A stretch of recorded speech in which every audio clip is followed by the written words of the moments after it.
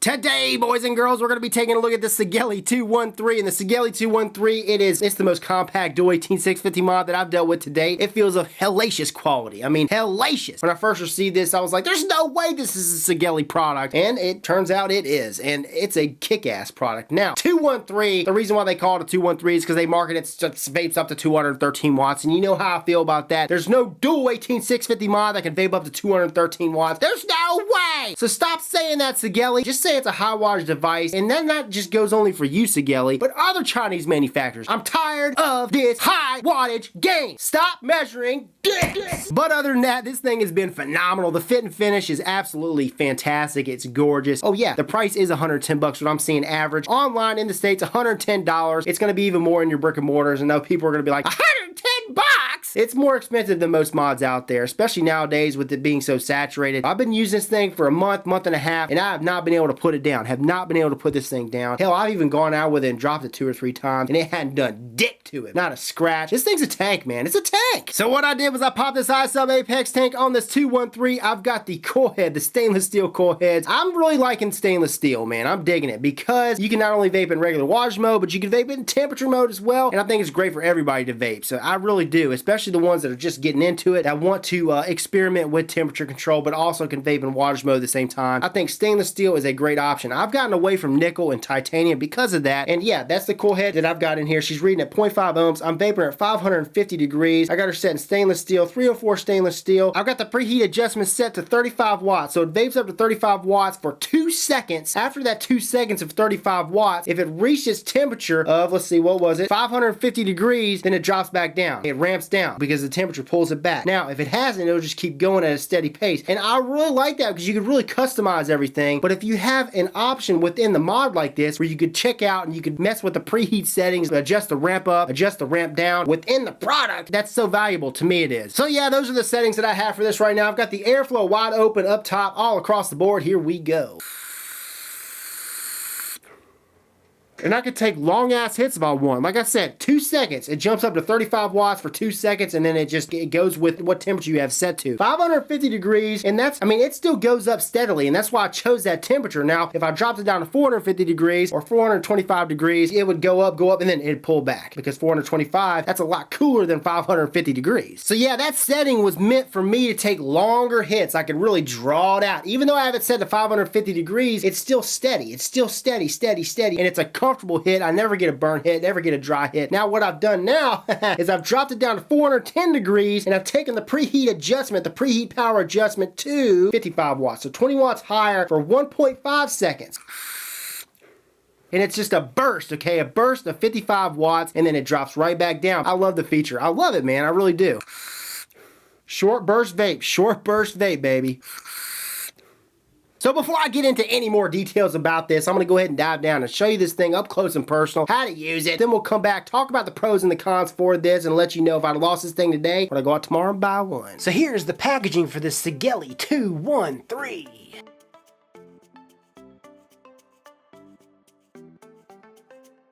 Sleeve slides off, and then on the front of the box inside is a picture of the Sigelei 213. This slides out, and then inside, the first thing you are going to see is this user manual. Underneath that, we got a security code, a pamphlet, a security code that actually proves this is an authentic Sigelei 213. And then underneath that, we got a 90-day warranty card or warranty pamphlet. And underneath those 3 pamphlets is the Sigelei 213 along with the box, and inside this box is a USB cable for charging. And here she is, a close-up view of the Sigelei 213. Now, a few specs for you. She's 88mm by 44mm by 29mm. And at the top of this mod, it's got stainless steel 510 threads along with a spring-loaded 510 pin. Now, Sigelei markets this mod as carbon fiber reinforced. Now, I don't know if this is true carbon fiber, but what I do know is it is super comfortable. It feels great in the old hand. This does have an aluminum frame.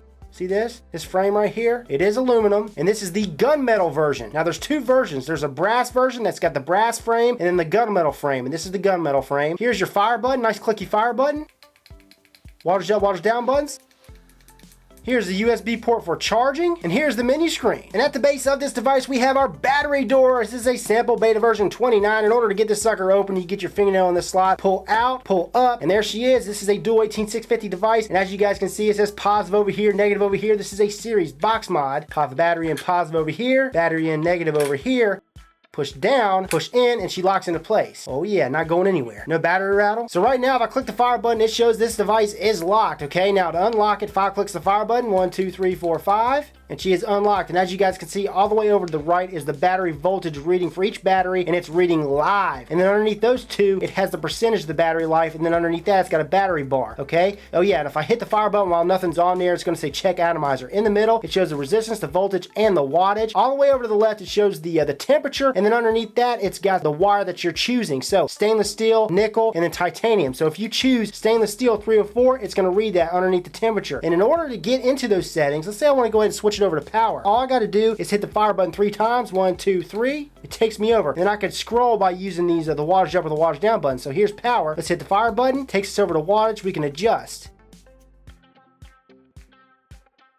Or you can adjust in 0.1 increments, all the way up to 100 watts.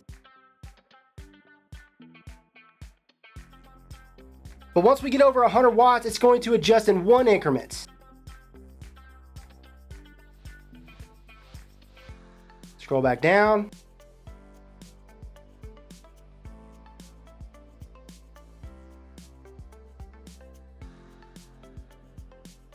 Let's say to 55 watts. And underneath that, when you're in wattage mode, it's gonna say watt. Again, everything else is pretty much the same, except in the middle, it's gonna show the resistance, the voltage, and the amps in wattage mode. Now this is where I can choose stainless steel, titanium, nickel, TCR, or TFR. We're gonna go back to stainless steel, hit the fire button, and then you could choose 304, 316, or 317. That's pretty cool. So if I choose 316, hit the fire button, it gives me the option to choose Fahrenheit or Celsius. And with this device, you can vary in Fahrenheit between 200 and 570 degrees, or 100 degrees Celsius and 300 degrees Celsius. We're going to keep it on Fahrenheit, 410 degrees Fahrenheit. Again, you see SS316, that's what we chose. And you notice that over here in the middle, it says 55 watts instead of amps. So I can adjust the temperature,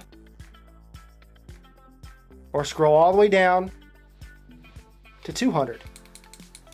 Titanium, same way, except you don't have different types of titanium like stainless steel, okay? Fahrenheit or Celsius, let's choose Celsius. And you can see titanium, 100 to 300 degrees Celsius.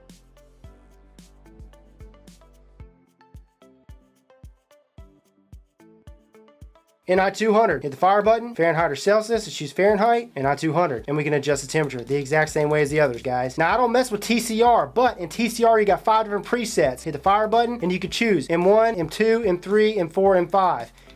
And if you click in one of those things, you can go in and you can adjust your TCR to the wire that you're using, all that good stuff. Oh yeah, and once you're in TCR mode, whichever preset you're in and you click it back into the menu screen, it's gonna say that, it's gonna have it highlighted. Now TFR is temperature factors of resistance. I haven't really done any research on that. I don't ever use it, but it gives you an option to use that if you wanna do so. Click that, and inside there you got 5 different presets. But you know what, I'm gonna go ahead and go back to stainless steel, click it, 304, click it, Fahrenheit, click it, and as you guys can see, it says SS304. I'm gonna drop it down, let's say 350. Now the first thing I'm gonna do in temperature mode is I'm going to lock the resistance. So it's reading 0.49, that's what this coil head's reading. In order to lock the resistance, hold down the wattage up, wattage down buttons down at the same time. Lock. Hit the fire button, boom, she's locked. Fire her up.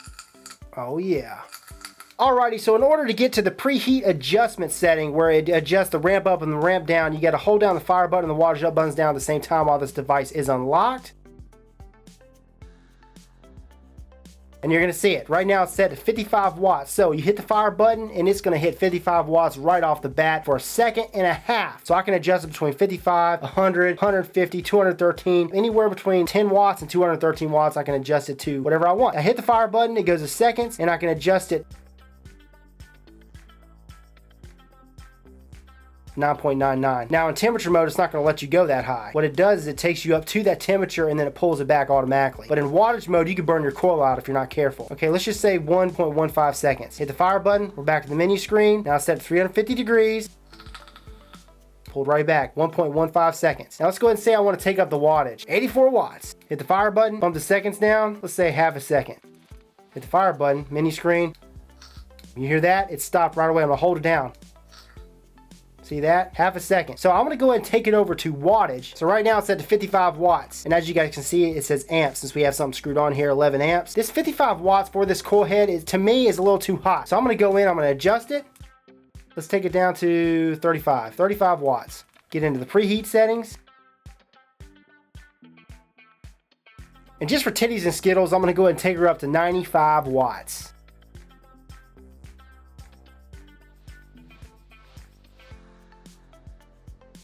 95 watts. Hit the fire button. Let's do it for 0.7 seconds. Hit the fire button, 35 watts. Now what it's gonna do is for 0.7 seconds, it's gonna go up to 95 watts, and then it's gonna pull back down. But in wattage mode, you can still burn your coil out if you're not careful. You don't have the temperature to rely on. Here we go. See that? Pulled it back, but it's still going. Now if I hold down the fire button and the wattage down button down at the same time, it locks the wattage, so I can't adjust it. But I can fire it up.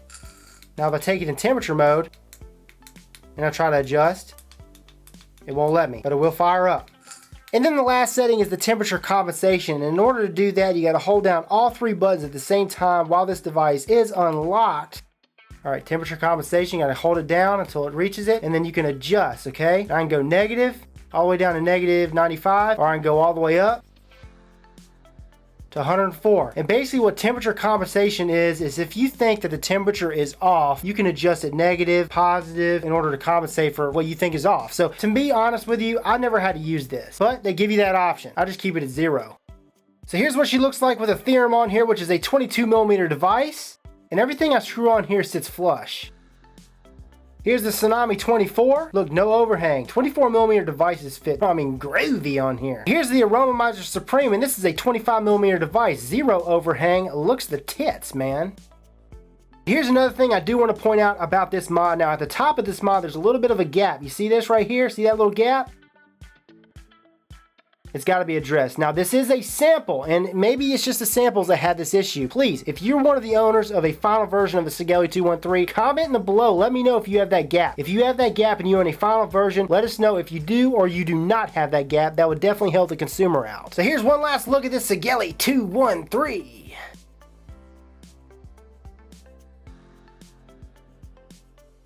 Like I said before, this is the most compact dual 18650 mod that I've ever held. It's hefty, hefty, hefty, feels of great quality, especially for the price point. Now that's all gonna be subjective. Some of you guys may say, oh, it's 110 bucks. That's expensive either way. To me, I think this feels like it's 200 bucks, 250 bucks, but I've dealt with different products all the way up to 250, 300, 400, $500 over the past 3 or 4 years, all the way down to, 20 bucks. It just feels really high end to me. And I really like the battery door being at the base, but not only being at the base, I like its function. It's easy to use and it's reliable. When I first received this mod and I saw the flush sitting fire button, I wasn't too sure about it, but over time it grew on me and I really enjoy it now. It's got a nice clicky sound to it, and so do the wattage up and wattage down buttons as well.